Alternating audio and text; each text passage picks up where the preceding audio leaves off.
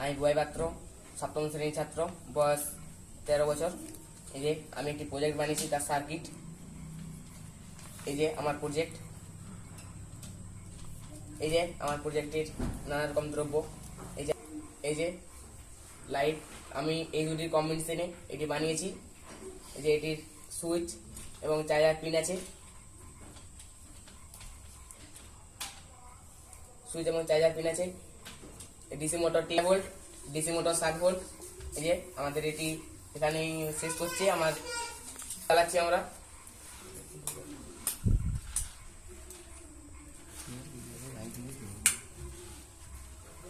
ফ্যানটা দেখা।